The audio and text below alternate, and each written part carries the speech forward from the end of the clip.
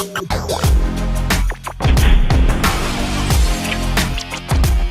up, Prizefight fans? I'm Brian Tong, and the smartphone season is getting hot and heavy, so we're bringing in a new contender.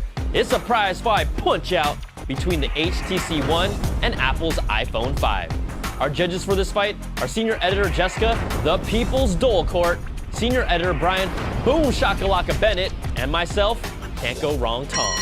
Now we'll take all three judges' scores and average them out to the nearest 10th each round. The final Prizefight score will be an average of all rounds using the same system. Let's get it started. Round one is design.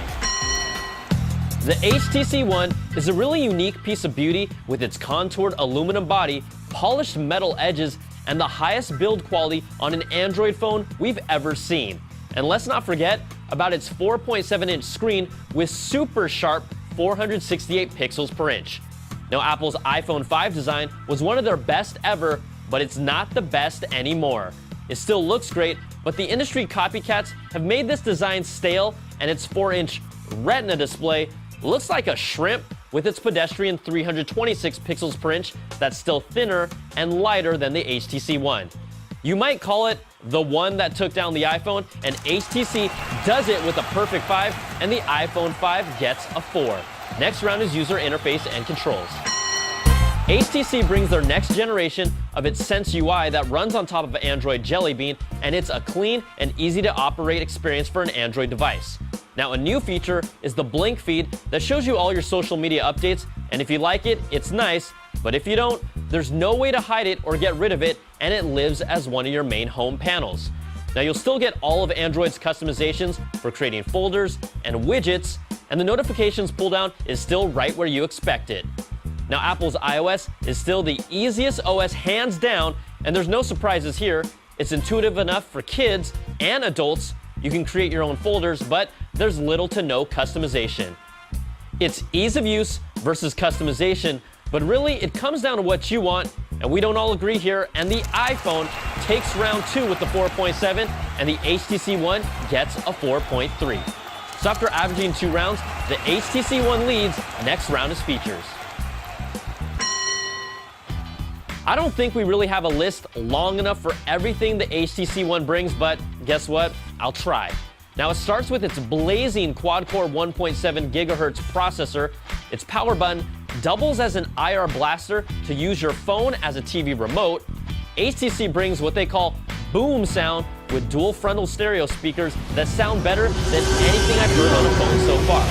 Then let's just add on all the Android Jelly Bean features like Google Maps for the best maps with turn-by-turn, and speech-to-text for search and directions. There's NFC for sending content from one phone to the other, and Google Now for happenings around you. Now, their single-piece aluminum body design means no removable battery and no expandable memory, but guess what? You might not care. Now, Apple's iPhone 5 brings a dual-core A6 processor that's fast and snappy, and Siri can do more with sports, movies, and food recommendations. But it's still not as accurate, and it still takes way too long to get information back from its servers.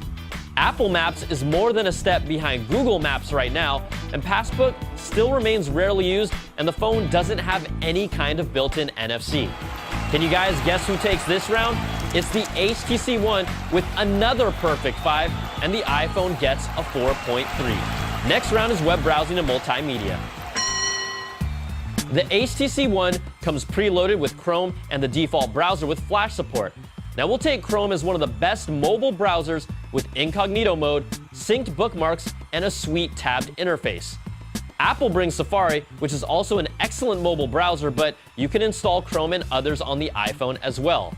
Now, most of the time with multimedia, people want to know about the cameras, and the HTC One takes a different approach with a 4-megapixel camera, but they call it an ultra pixel that's able to gather more information and handle lighting situations better with similar results as the best phone cameras.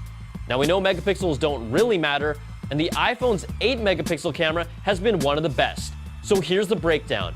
In our camera test, both cameras can take 1080p video, and both cameras took great pictures, but the difference is that specifically in low-light situations, the HTC One excelled with more image detail and handled dark conditions better compared to the iPhone 5 in our examples.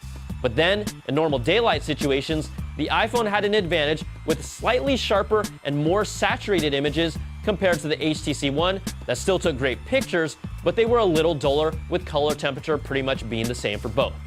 Now, the other advantage the HTC One has is a more extensive camera that can take pictures with different filters and really extensive editing features for retouching people's faces, different effects, transforming the images in different ways, and then the ability to remove objects from a picture with their Zoe feature. That is great! Now, the ecosystems are extensive, and Google Play has done a great job of catching up as a legit option, and movies look and sound amazing on the HTC One. But we also know Apple still has the advantage for more exclusive content on iTunes and apps that come out on the platform first. Now, the HTC One has really raised the bar with what a camera can do, but a lot of people would still rather take the best camera overall. This one's a toughie, but the HTC One gets a 5 and the iPhone 5 gets a 4.7. So after averaging 4 rounds, the HTC One still leads, but by a smaller margin. The final round that decides it all is performance.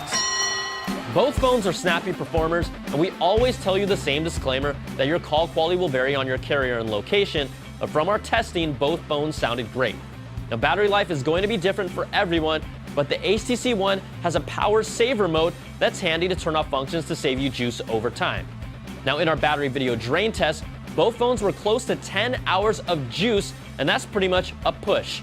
These two are great performing phones, but we're handing out 4.7 points to each phone because there's still better performing ones out there. So let's average out all 5 rounds, and in a prize fight where the HTC One jumped out early on Apple, it stayed on top with 3 perfect rounds, taking this battle 4.8 to 4.5, and is your prize fight winner. The smartphone world is only getting more competitive, and we'll find out how Samsung, Apple, Google, and others step up their game with their next flagship phones. I'm Brian Tong. Thanks for watching, and we'll catch you guys next time for another prize fight.